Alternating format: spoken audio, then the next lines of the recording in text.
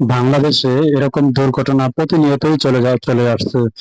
এই দুর্ঘটনার মূল কারণ হচ্ছে অটো রিক্সা এবং কি ব্যাটারি চালিত ইজি বাইক। এদের কারণে প্রতিনিয়ত কোথাও না কোথাও এরকম দুর্ঘটনা ঘটতেই আছে। জানা যাচ্ছে এই 2023 সালের পরে উম, এই পর্যন্ত 1100 জন মানুষ নিহত হয়েছে এই ইজি বাইক বা ব্যাটারি চালিত অটো রিক্সার কারণে। এগুলো কেমন কোথাও না কোথাও মানে থামানো যাচ্ছে না এদেরকে। যদিও এই অটো বা অটো রিক্সা ব্যাটারি চালিত ইজি বাইক এগুলো নিষিদ্ধ মহাসড়কে চলাচল, কিন্তু এদেরকে কিছু করাই যাচ্ছে না।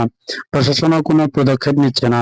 এই ঘটনাটি হচ্ছে আপনার কুমিল্লা থেকে এরকম ঘটনা আমরা ভিডিও ধারণ করে আপনাদের সামনে নিয়ে এসেছি। এখন এগুলো যদি থামানো না যায় মহাসড়কে, দিন দিন এগুলো অ্যাক্সিডেন্টের পরিমাণ হার বেড়েই যাচ্ছে।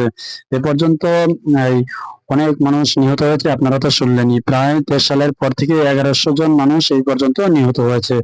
আহতের সংখ্যা তো আরো বেশি। তো এগুলো প্রতিবাদ করলেই কি হবে? এগুলো যদি আমরা প্রশাসনের মাধ্যমে যদি সরিয়ে নিতে না পারি মহাসড়কে ব্যাটারি চালিত অটো রিক্সা, তাহলে এই দুর্ঘটনা থেকে কমানো যাবে না। আসলে আমরা কোনো দুর্ঘটনা চাই না। আমরা যারা আছি সচেতন আছি, সবাই সবার নিজ দায়িত্ব থেকে এগুলো থেকে বিরত থাকবেন। কারণ একটি দুর্ঘটনা সারা জীবনের কান্না। দুর্ঘটনা হলে আপনার আমার যান চলে যাবে। ভিডিওটা পারলে সর্বোচ্চ শেয়ার করে দিবেন।